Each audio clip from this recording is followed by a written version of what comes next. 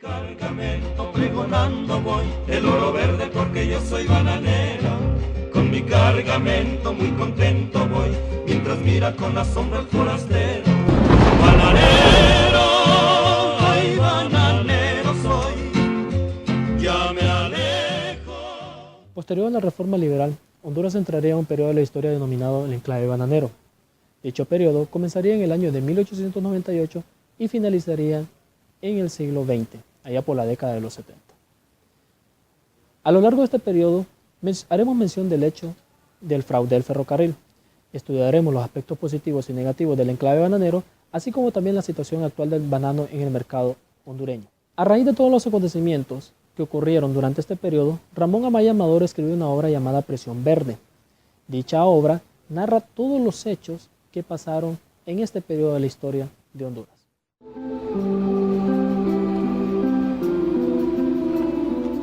Mi nombre es Alex Reyes y voy a hacerles mención de uno de los más grandes actos de corrupción que se dieron en este periodo del enclave bananero, el fraude del ferrocarril.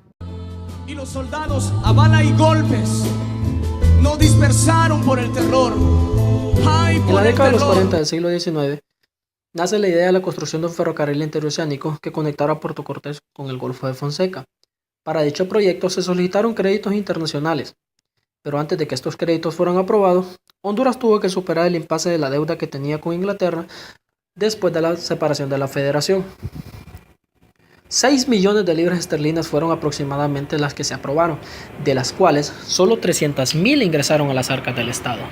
El resto del dinero se quedó en manos de los prestamistas y de hondureños que no fueron meramente personas éticas. Se construyeron aproximadamente 43 millas de aquel ferrocarril. Cabe mencionar que los materiales que se usaron para la construcción de dicho ferrocarril fueron de mala calidad. Los más grandes beneficiarios de este proyecto fueron las compañías bananeras, puesto que fue a estas a las que se les concedió el derecho del ferrocarril, derecho a utilizarlo y derecho a continuar la construcción, mismo que hicieron, pero para su propio beneficio. Después del largo periodo que las compañías bananeras utilizaron el ferrocarril, este le fue devuelto al gobierno de Honduras.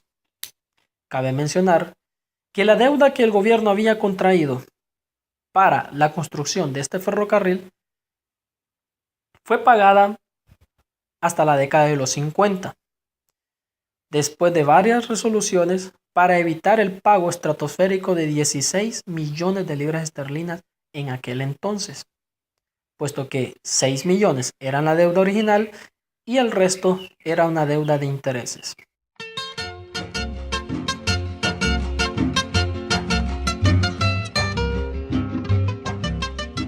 Hola compañeros, mi nombre es Chelsea Fernández y yo les vengo a hablar sobre la República Bananera y las compañías bananeras. No fue escuchado por esos gringos.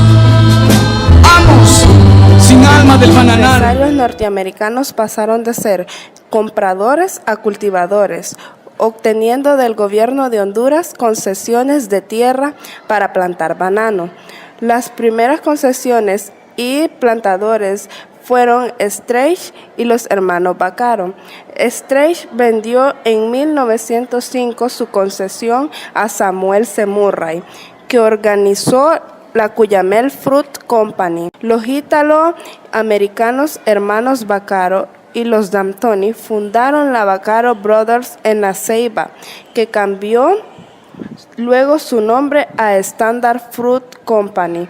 La compañía se repartieron las fértiles tierras de la costa y se formó una explotación bananera. La United llegó a ser la cuarta flota mercante del mundo. Se debe recordar que fueron cultivadores hondureños de banano los pioneros, los que abrieron las posibilidades del existir y el trabajar en la costa. Pero el banano implicó para Honduras, y desde la óptica de la realidad nacional, algo más que un enclave como proceso de sometimiento a fuerzas extranjeras, porque con el banano se colonizaron las tierras de la costa norte, se construyó y se hizo surgir una nueva región. Sí.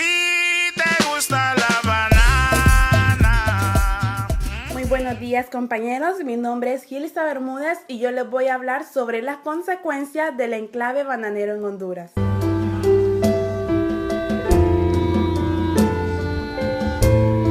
enclave bananero no solamente neutralizó a un grupo económico, sino que estuvo en capacidad de apoderarse del excedente económico generado por los diferentes productores independientes.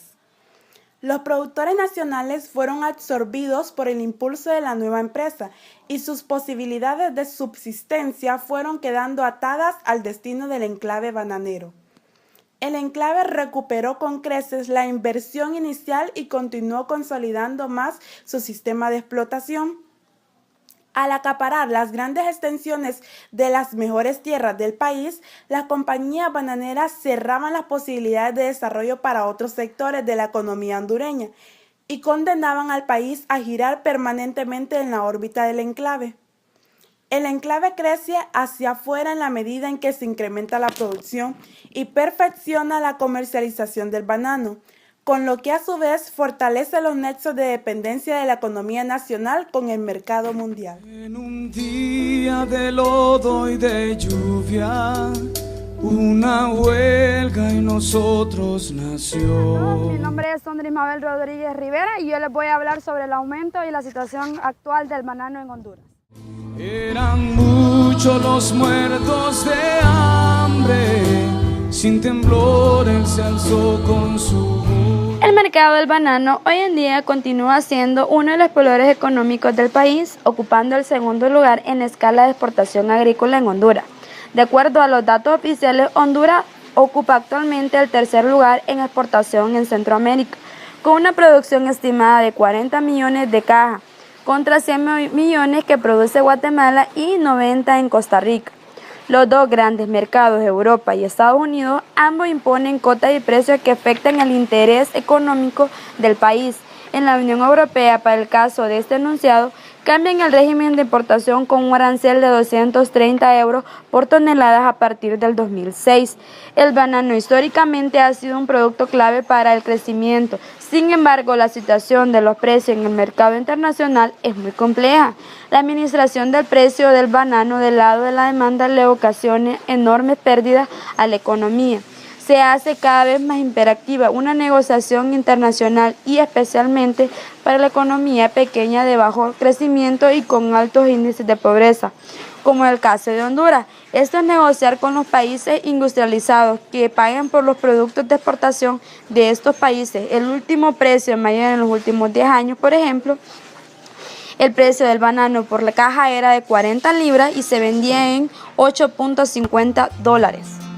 Oh, banana, banana, si te gusta la banana, banana, Beigo Bagusa, banana, like banana, banana. Hola compañeros, mi nombre es Pamela Figueroa y yo les voy a hablar acerca del libro Prisión Verde.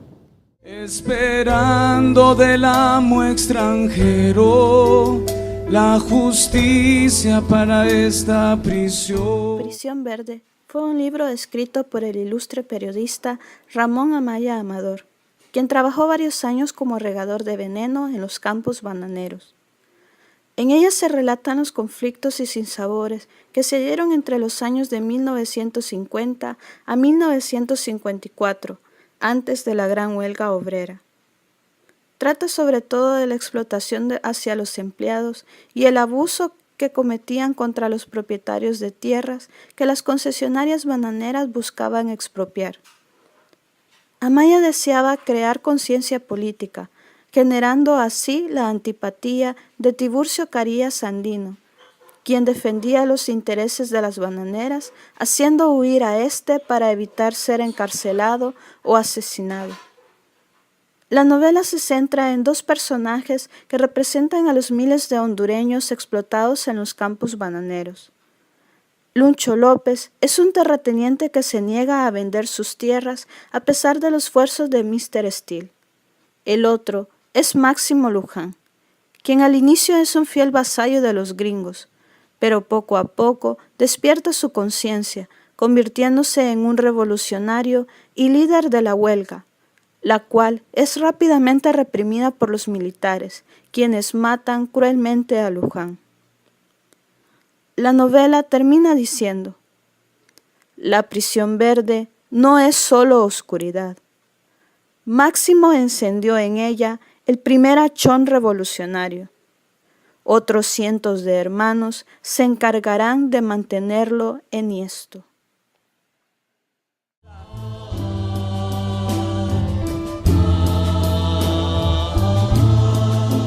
Y en la noche vestida